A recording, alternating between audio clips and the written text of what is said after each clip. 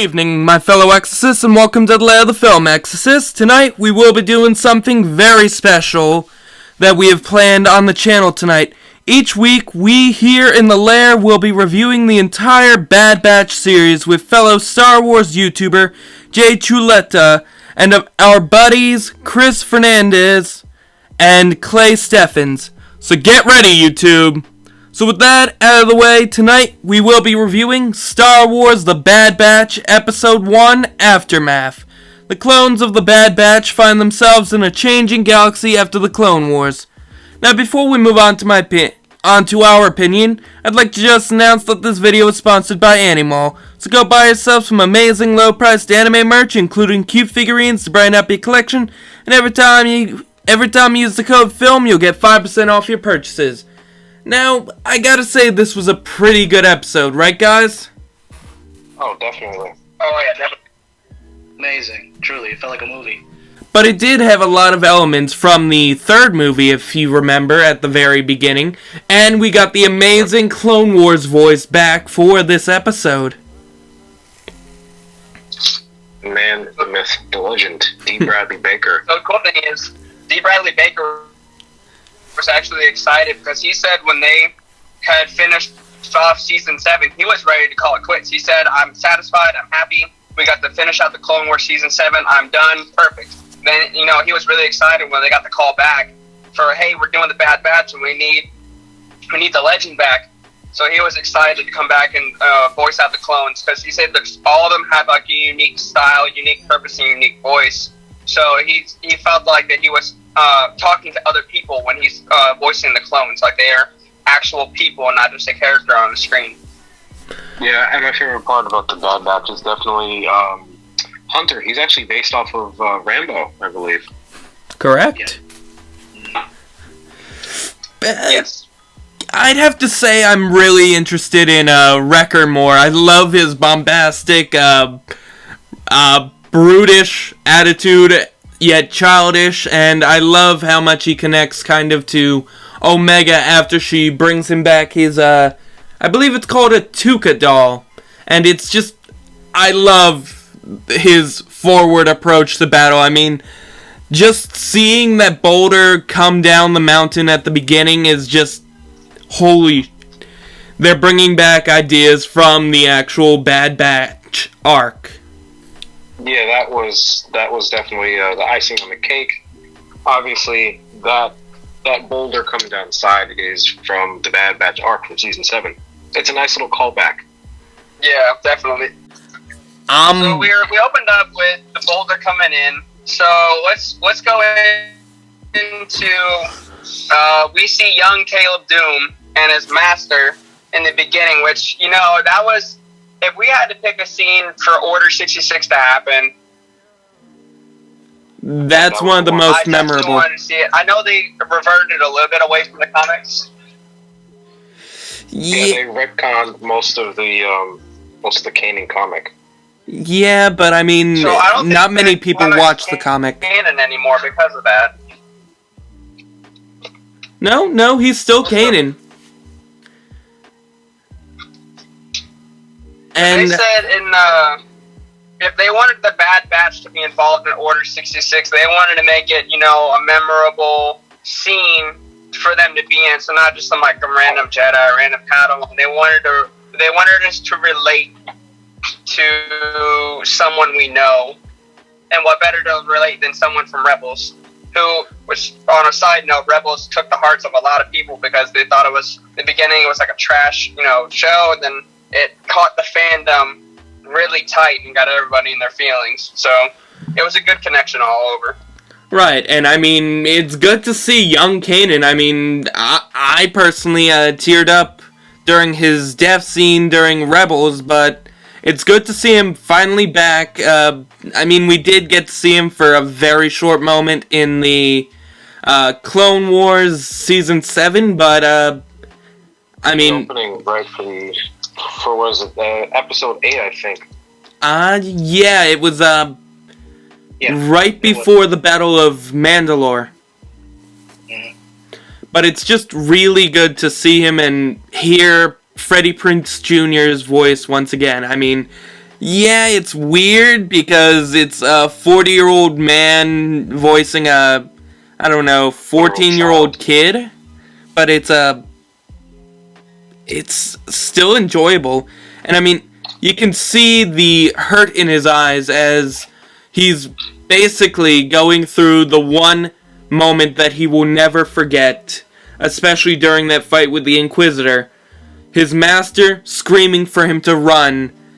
And now we have these clone troopers that seem to want to help him, and it's just, who can you trust? You just watched your master get gunned down by your entire squad, and now these are trying to be friends with you. Can you really trust them? I mean, personally, I would have jumped the same as him. Yeah, me too. You know, just because like that's kind of the defining moment for Caleb, aka Kanan, and you know, I don't blame him for the way that he reacted, but I think at least a part of me would have wanted to hear Hunter out. But what sucks is that, you know, he wasn't given the chance because they both heard the regs coming for him. So it was interesting to see. So we got to see Caleb jump, and Crosshair, of all people, his inhibitor chip worked. So we found out they all have inhibitor chips, but like everybody had a theory on whether if they had inhibitor chips, if they worked. You know, I mean, only one worked out of all the things. Well, I mean, they do definitely have the inhibitor chips. That it has been confirmed. By tech, yeah. Yeah, it's been confirmed that they all have it.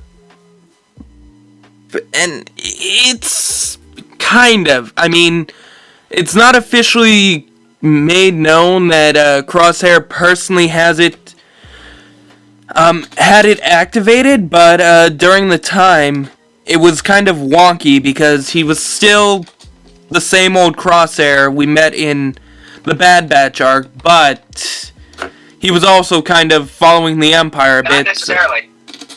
What do you mean? If you look back a little further down the line when Lama Su was talking with Admiral Tarkin in the room with him on the table, they said that his inhibitor chip did activate the order. She said that while his cranial activity seems greater, the order did go through on his chip.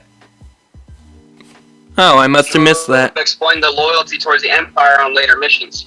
But then again, it was a bit weak, like they said. That's why he asked, can we enhance it a bit to make him more loyal to us and less loyal to his own brothers? Yeah, I think the reason why it was wonky was because he didn't hear it from, Palpatine. He heard Tech say it. Exactly. That's weird, because then you would think, all right, if Hunter's chip was activated, Palpatine only contact for. So only the commanders received the verbal cue. But Hunter's not a from Palpatine, but the internal contractor was Order 66 across the helmets. So other clones would receive the order, but it wouldn't necessarily be from Palpatine. Palpatine always sent it to the commanders, from what I've read in the past. Actually, I think those other clones might have just been following orders from their commanders. May have come through the helmet. That's a lot of clones to contact for one person. True. Well, I don't think that necessarily is true as well, because if you guys remember in the comics, there was a instance where there was a Jedi who told the clones to follow Order 66, and they started shooting at the Inquisitors. Right. Oh, yeah, I remember that comic. So it was on Mon Calamar. I think so, but I think it's just a matter of saying that phrase. But it was also, I think the Jedi did. I think it was to C-10. I think he did it with a mind trick, because Jedi clones aren't that strong-willed. So he did, and actually, it is said in both Legends and canon that the The contingency orders were made only for Palpatine. So if it came out of his mouth or one of his representatives' mouths, it could stand to say that it might have only worked for him. I mean, that's why it was so powerful throughout the galaxy, and he was one of the people that had the clones ordered, to say the least. Anyway, anyone else like Omega a lot? I mean, I love her little Australian accent in this episode. Yeah, I thought that was interesting. I love it. I love Omega. I love the new character. And also, just the fact that, yeah, it's someone different. It is. But still a clone, but someone different. She likes to follow, though. You know how children have that monkey see, monkey do thing?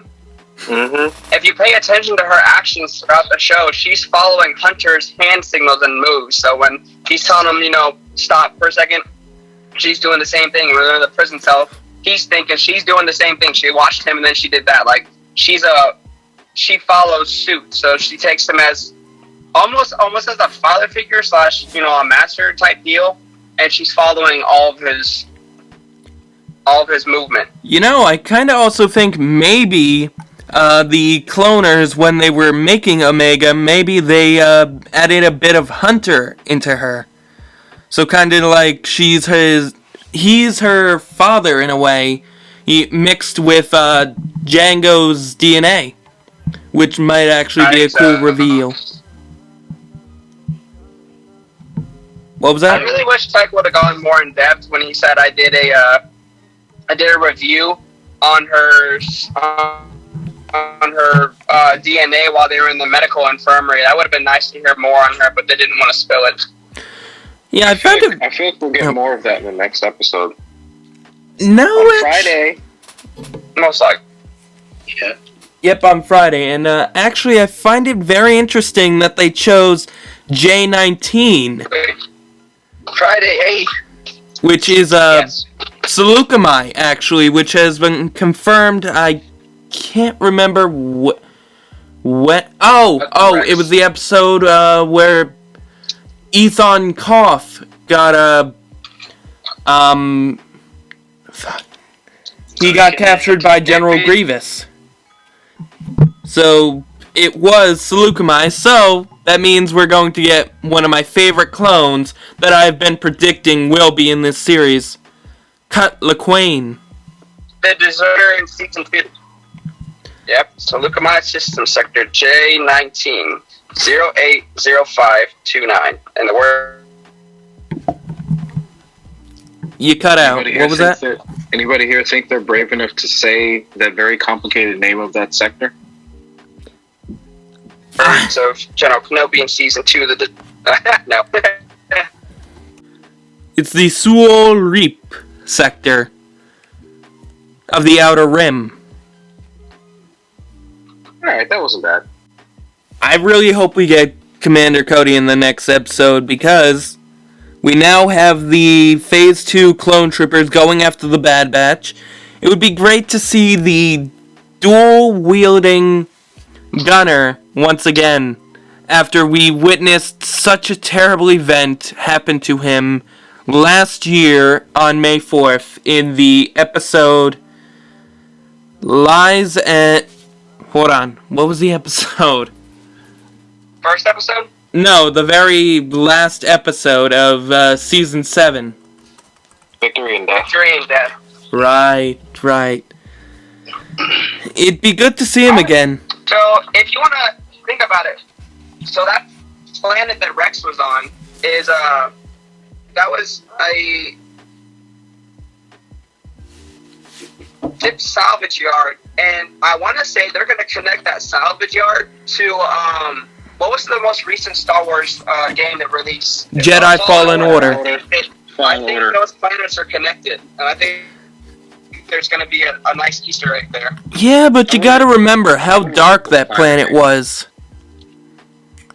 this one was a lot more sunnier, so I mean, it could be Rex's Prime, hopefully. One can hope. Because then we'd finally get a viewing of that. We haven't seen that since, crap. We haven't seen that in any media since, The Force Unleashed. Yeah, so it could either be Braca, which is the planet from Jedi Fallen Order, or Raxus Prime. I was actually thinking, when I first saw it, like, okay, Rex's armor still looks a little bit fresh, so maybe it's the same moon that they landed on. And I read somewhere that the moon they landed on was the same moon that Count Dooku recruited Jango. That moon of Bogdan, I think it was called. Oh. I don't know if that's been confirmed or not, but that is in my headcanon for me. I'm surprised because I'm pretty sure we would have seen more of the, what was Kamari Vosa's, the Cool Delvar, I think? We might because there were a lot of them, if I remember. And I'm pretty sure Jango didn't kill all of them, so... But that still lives in my headcanon, and I feel like it would kind of make sense, because, you know, Dave Filoni is all about continuity and things like that, and we see some of that in the intro for the Bad Batch, and in the show as well. So I don't think he'd pass up the opportunity to say, all right, the show is ending exactly where the Clone Wars began, technically, on the moon of Bogdan, where Jango was recruited. Yeah, but you gotta remember we also have, hopefully, a second season if this works out, so you might want to save that for season 2, at least, or a series finale. Okay. They hinted toward just season 2. But, where were we? Some interviews. I do think... Also, go ahead. Sorry. Yeah, I was going to say, not to get too off topic, but it's kind of great being a Marvel fan and a Star Wars fan, because even when Loki ends, we'll still have a lot of content to look forward to from Star Wars. Agreed. And the fact that Loki now releases on Wednesday, so now we don't have to wait too long between shows, which is going to be great. Right. Yeah, that's all I want to say. Anyone think we might see Ahsoka again in this series? Or at least another viewing of Saw Gerrera? Judging by the... Saw will be back, and I think we'll get a viewing maybe towards the end on Ahsoka.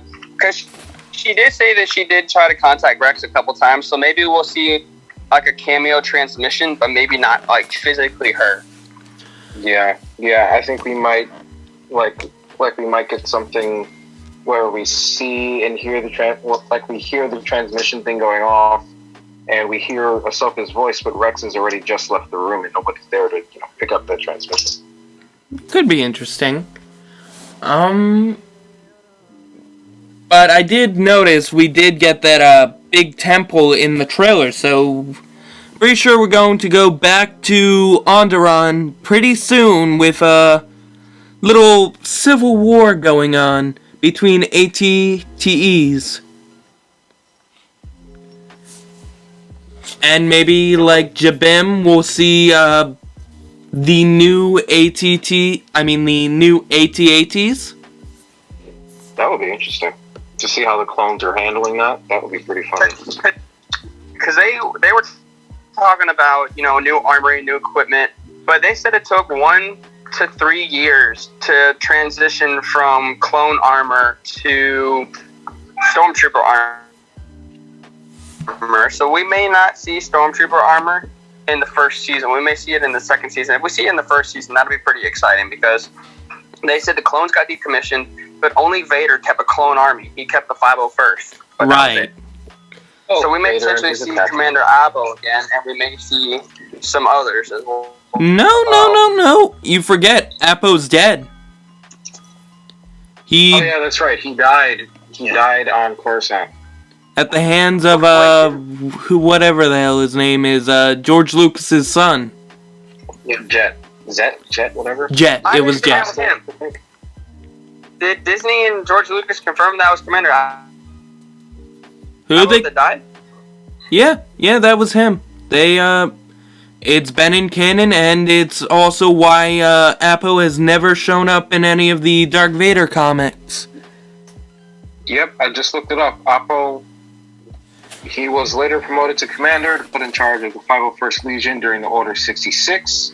Died 19 BBY. So, yeah, he died on Coruscant when Bail Organa was escaping. Yeah, because he was 32nd. I would say he was escaped. No, he wouldn't have escaped. I also keep on hearing rumors that they might do a clone rebellion, like in the old Battlefront games. That leads back to the Camino thing. Camino made a army because they things work. So they, in comics and canon, they created their own clone army to fight off when they came to get rid of Camino itself. Right. So, I mean, I'm really excited to see it. It would be an amazing feat, and unless they take they could do the shock troopers that are already there, kind of turn the tides on the inhibitor chip and kill off any of the stragglers. So then we wouldn't have to wait 2 years for the clone rebellion. And it could happen instantly. Time frame, do you think they're going to wear off the chips on the clones or they start going back to normal? I don't think that's really possible unless they can have a really giant electrical current going through. Never mind. I figured out how they could do it. Well, now you have to tell us how can they do it. The giant towers that you see all over Camino, they are lightning rods, so they could find a way to reroute those and end up shocking the troopers to the point that the inhibitor chip breaks. It would basically be like their little own giant electroshock machine. Okay, I kind of see what you're.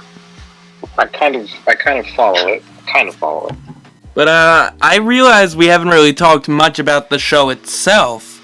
We've been mostly speculating, so anyone's really surprised at Crosshair's objections to everything Hunter does? I mean, you can tell Hunter has a really big heart in this. He supported the Jedi in a way despite rarely fighting with them. I mean, he only fought with Balaba that one time. He fought with Anakin, and other than that, we haven't really heard much, but I could kind of see Crosshair defecting from the start with how,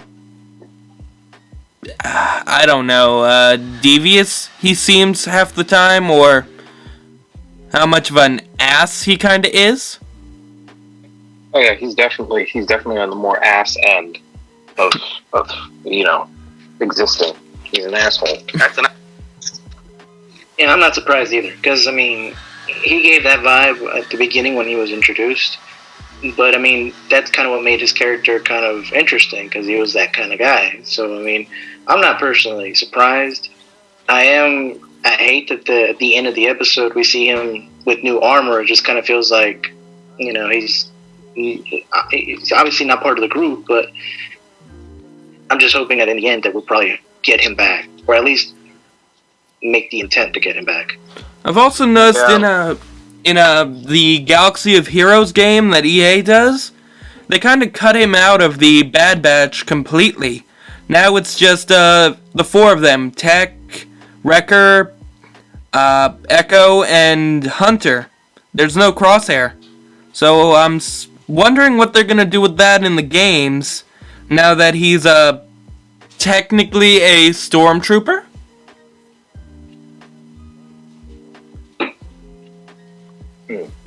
I also kind of want to see. Go ahead. I feel like in the last episode, in the last or second to last, it'll definitely come down to probably a good old Mexican draw, Western draw. Sorry, Cinco de Mayo. Just because we see that Hunter is based pretty much on Rambo completely, and Crosshair, he's more of like the lone wolf gunslinger kind of guy, and he's also pretty quick with his pistol. We saw when he was trying to kill Caleb, so I think it'll come down to like a very nice little standoff. Oh, almost like the Boba Fett versus Cad Bane standoff that we never got. Yeah, or the moment that we almost got in The Mandalorian in season 2. Kinda. Between Din and Cobb Vanth. We almost got that. We did. I'm trying to think of what else we should talk about. Understatement. So, if we look towards the middle, so we talked about them meeting Saw. So now we could probably reach towards, they're defecting from the Empire now, and Crosshair's gunning for them. We saw him in his new armor, which confirms the rest of the trailers, the rest of the trailers we watched. We now know who that famous helmeted guy is with different armor. So there's really not a whole lot left to talk about, but we can focus on Omega.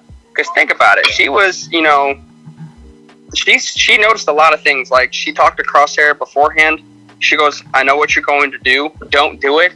And then when they were in the hangar getting ready to leave, they were like, hey, we need to go look for Crosshair. She goes, we don't have to look far. And then she looks at the door, and the door opens. Like, she knew they were there. I see what you're getting at. You're with the camp that thinks she's force sensitive. Maybe, or she's got a heightened sense that maybe she could hear footsteps. Possibly.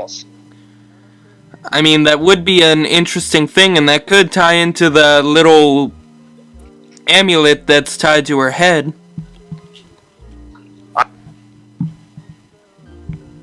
Okay, I didn't get that. I didn't even think about that. I thought that was just a head dressing piece. I mean, it could be, maybe but a story behind it. It might have something special that the Kaminoans don't have. Might have been something that Lama Su gave her. Because they were focusing on trying to make force-sensitive clones. She may have been the prototype. Well, I mean, said she was a medical assistant, but she could also be a healer. Story. I think that I think there's more a background story to her that we're gonna get. Correct. Correct. I did really like the training area callback. They brought him back to the old training area where we watched a Domino Squad dominate the field after every try, and now we've got these very dangerous training droids that we apparently saw in Rebels fighting Thrawn. So, could they be a connection to the Death Trooper?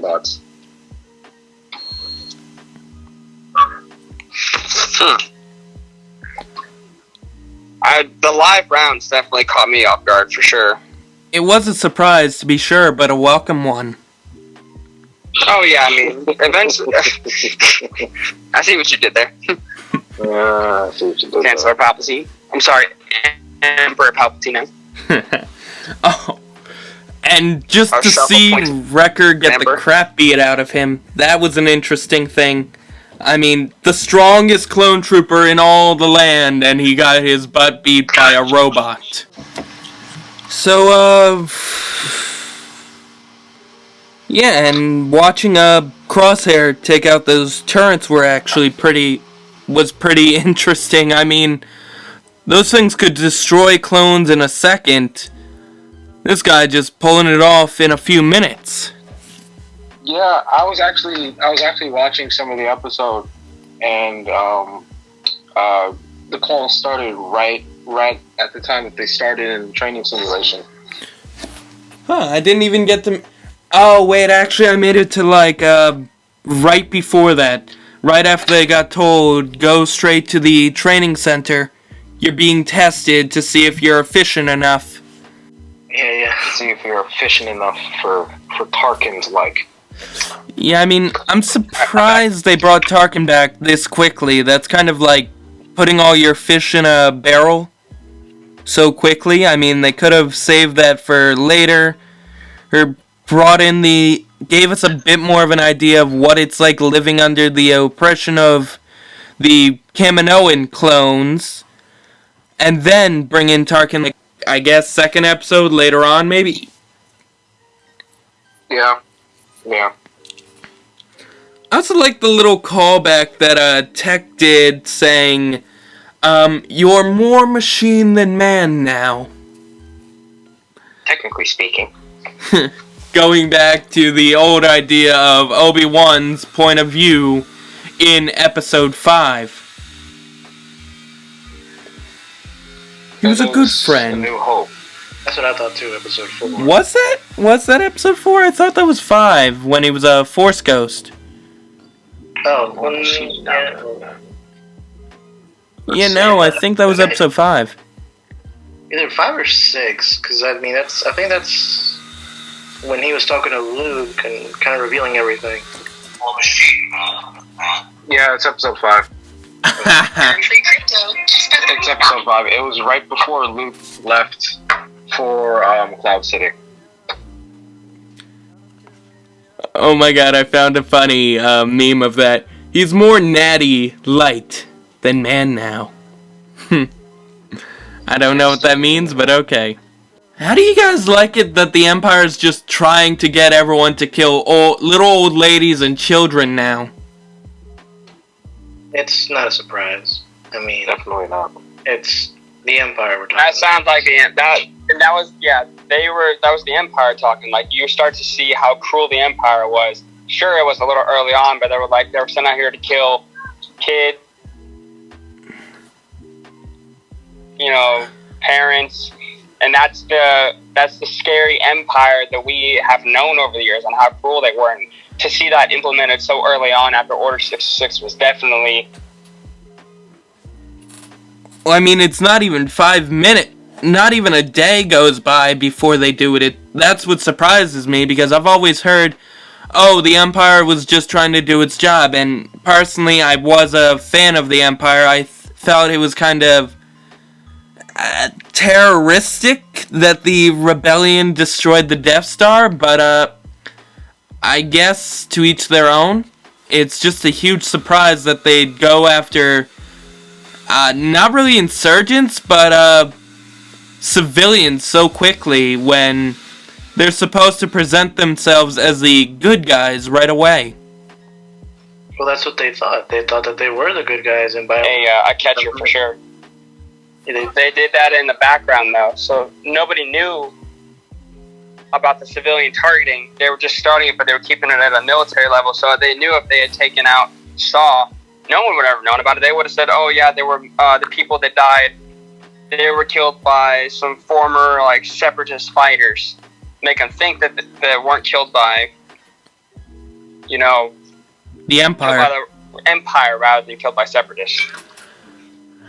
I also really enjoyed how the series just gives us all these great movie adaptations. I mean, I really want to see now Revenge of the Sith. Fully animated. Yes, fully animated whole thing of all the Star Wars movies, because the most we've gotten so far is those Star Wars kids things, and they're too short and weird to watch sometimes.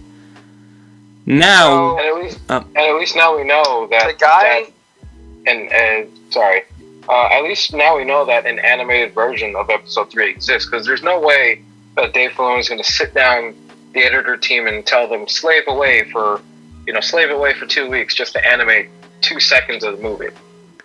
So they're going to, because the guy who played Anakin? as Anakin in the Clone Wars, Matt Lanter. he said that they are coming back. Anakin is coming back. So there is a potential for an animated version of Episode 3. Well, I mean, they Why could, else would they bring actual Anakin Skywalker back? maybe for a small cameo. I was gonna call him a Kaminoan.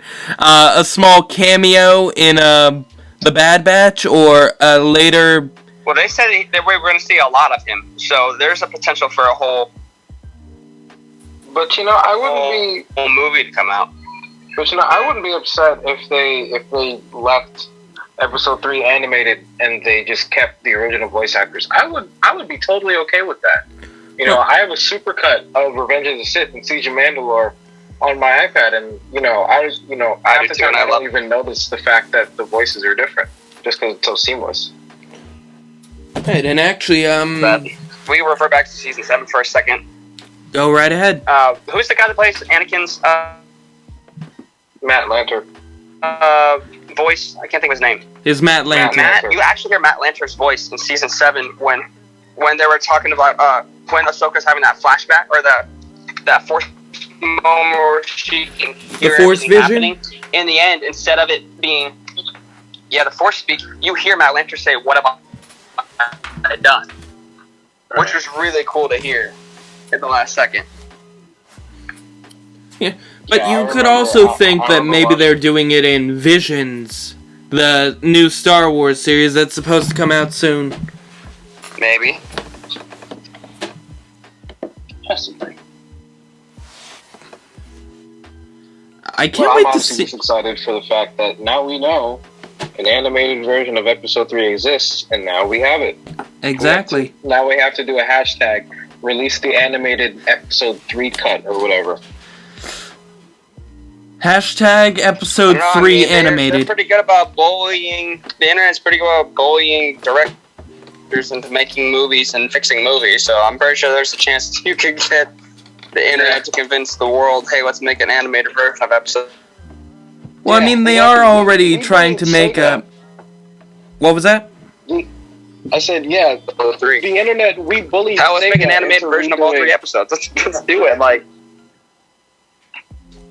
Yeah, all 3 episodes would be great, but then they have to get new voice actors for young Anakin and young Padme. Yeah, but, Sonic got it with them.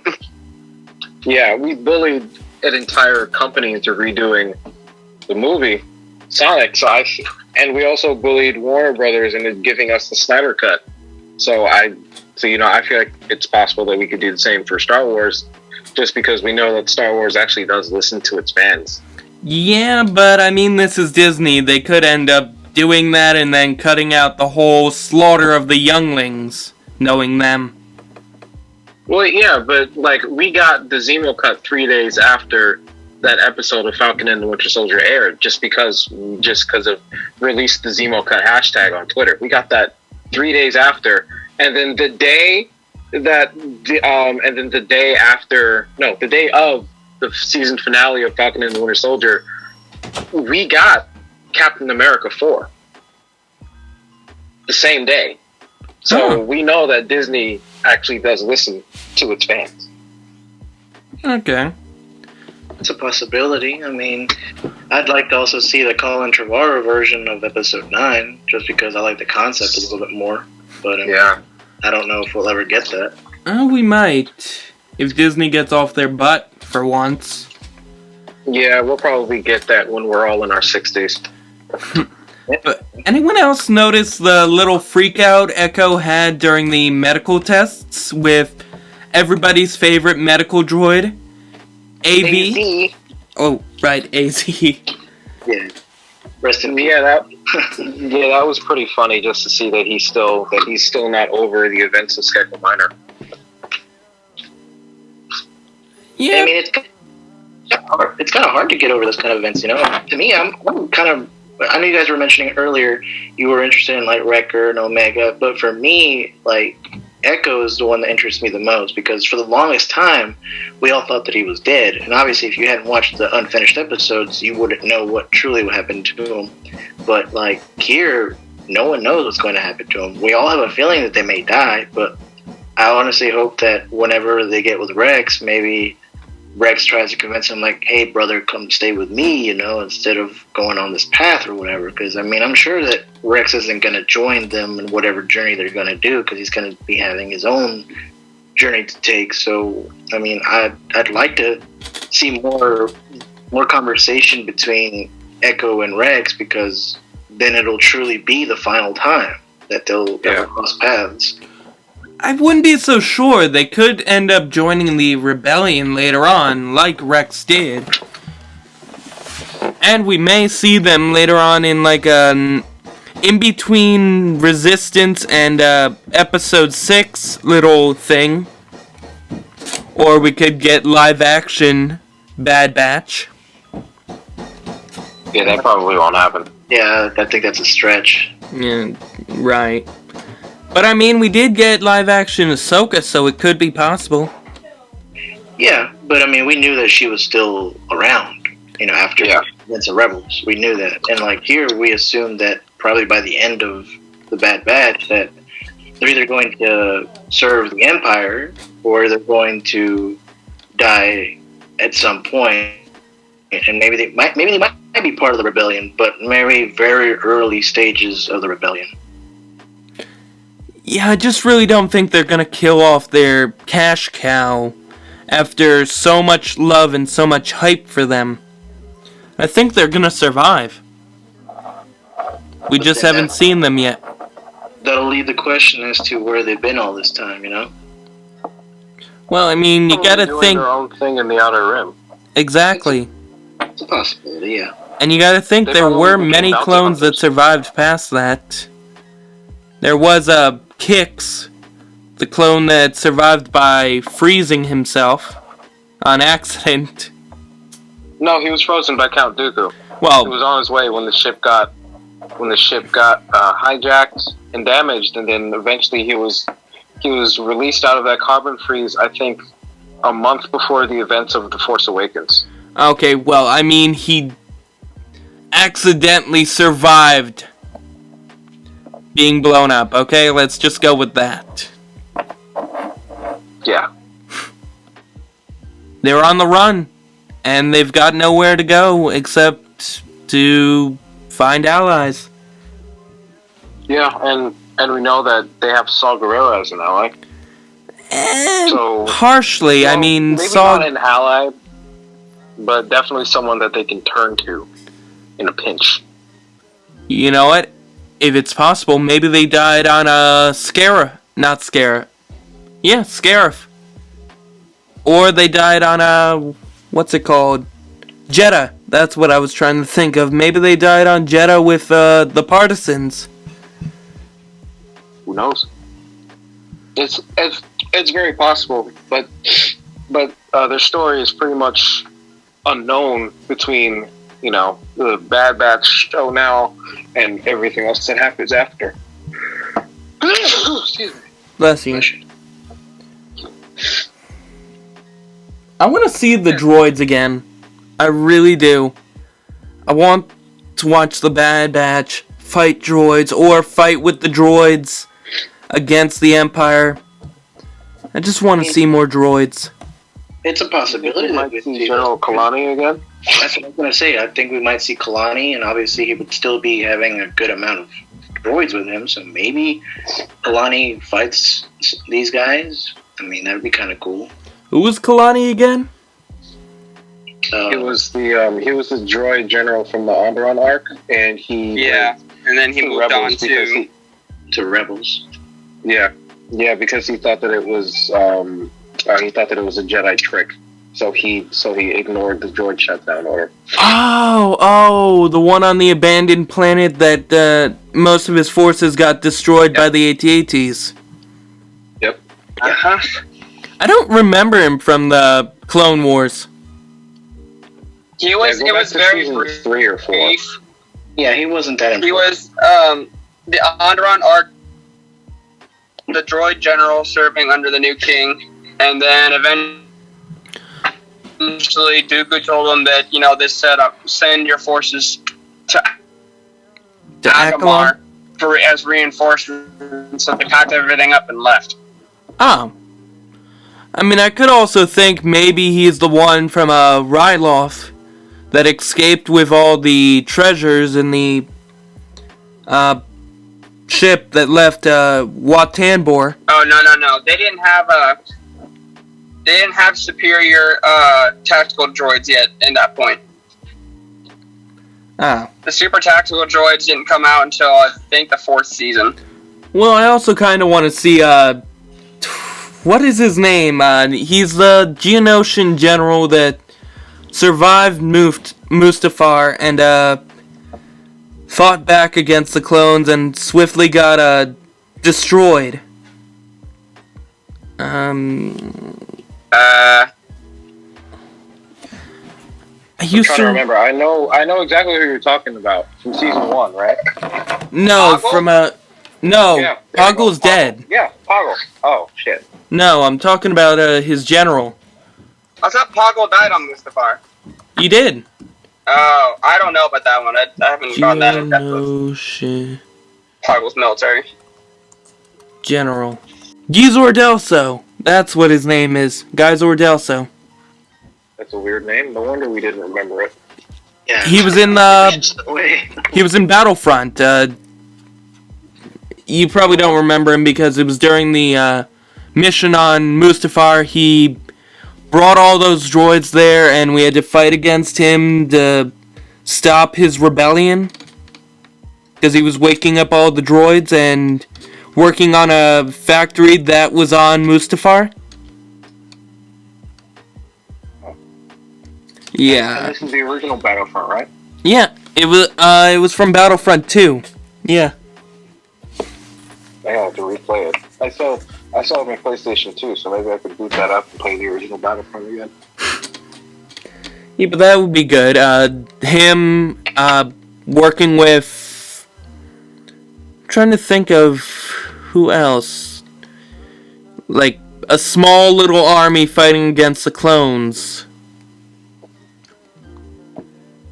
I mean, like, well, that reverts back to, the Kaminoan battle, too, because they were sent back to fight off a civil war insurgency that developed on Kamino because they wanted the Republic back and not the Empire, so they kept a miniature clone army there.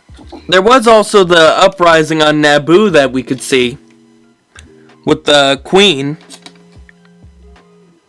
Yep. Fighting on Naboo.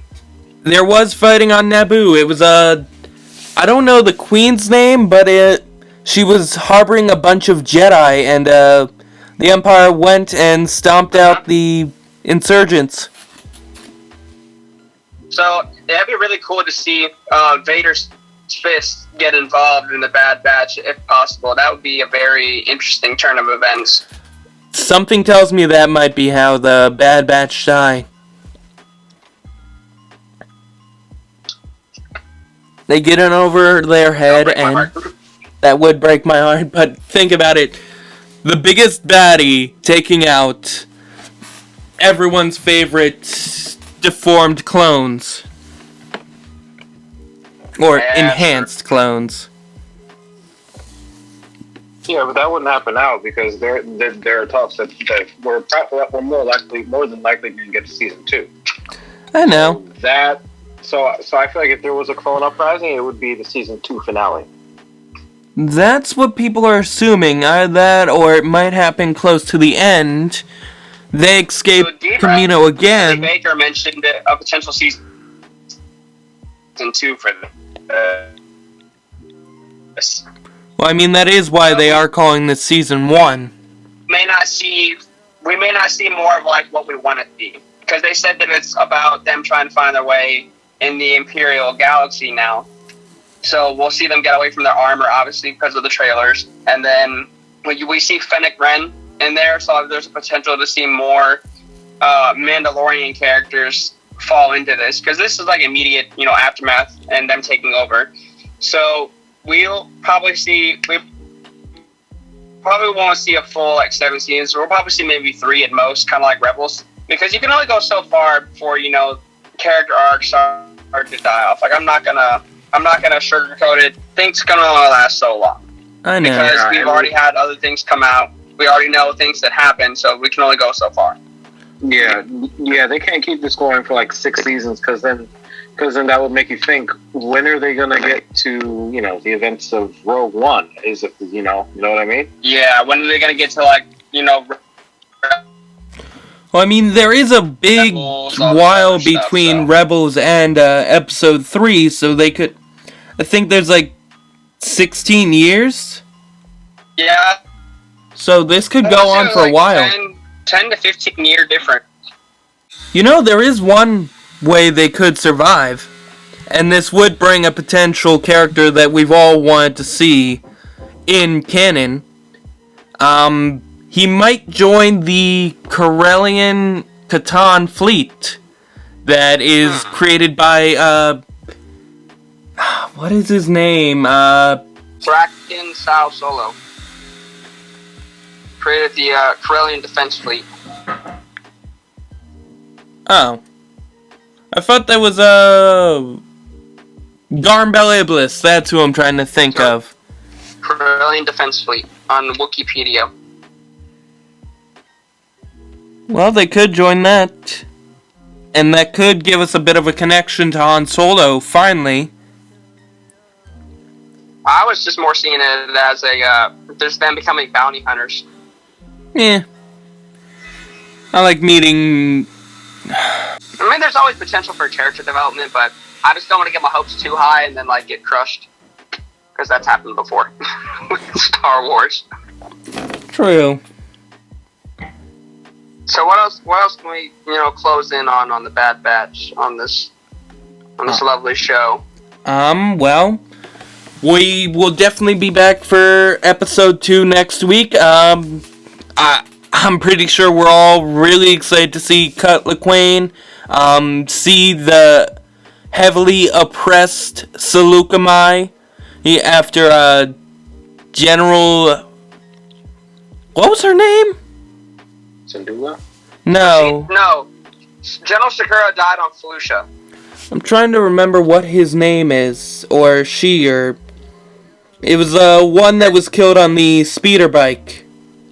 Oh, so I've been confused on that one, because... Stas Ali, I think is her name. Yes, Stas Ali.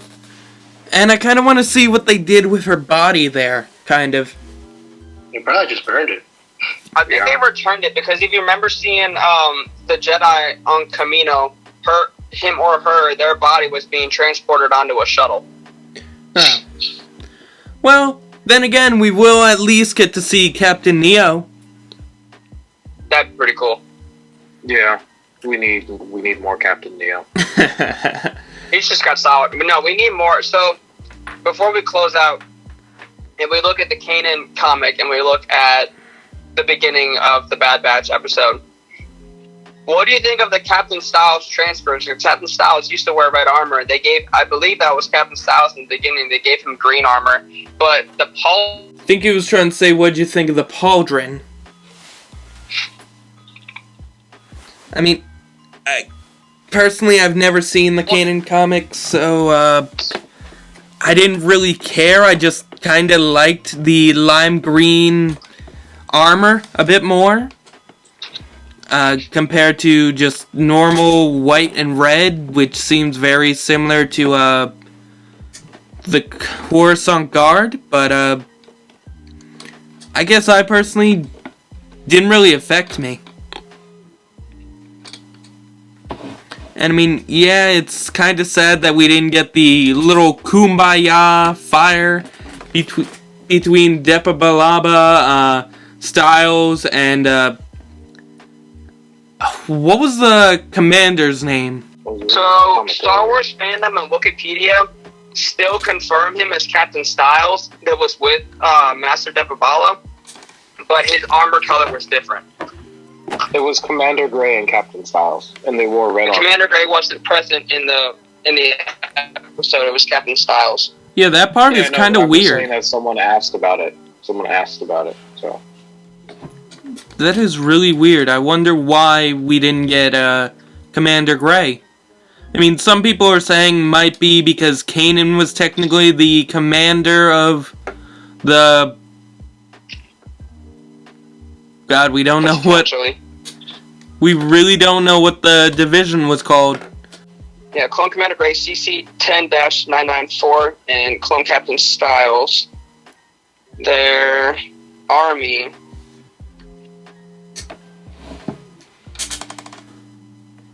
So, believe it or not, Master Depa Balaba went through 2 clone battalions.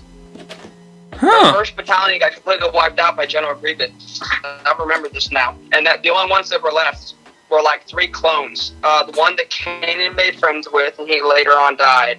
And then Captain Styles and Commander Gray were the only ones left. And they got complete new troops. They were part of the 7th Sky, 21st Nova, 41st Elite, 87th Sentinel, and 91st Mobile Reconnaissance, 327th Star Corps. So That is a lot of divisions. they have a couple of battalions too, but Wow. the So- 184th. They're the 184th? That's what I'm seeing here. I see 9th. I have like 9 different things here. I got 9th Engineering, 13th Iron, 41st Scout.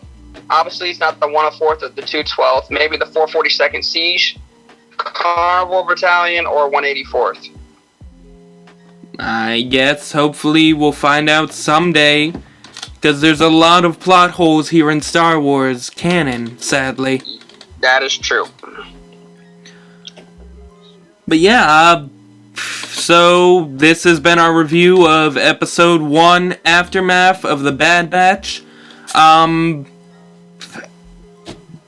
can't wait for Episode 2 that comes out this Friday, or today, or whenever you guys are watching this video, or whenever Silva is done editing, but yeah. I think that's it. We'll see you guys next week for the next review, and this has been the Film Exorcist with, Film Exorcist and Star Wars friends. And don't forget to like, comment, and subscribe, and don't forget to click the little notification bell for more videos, and say bye, guys. Red 6 signing out. Red 5, signing out. See ya. Red 1 signing out.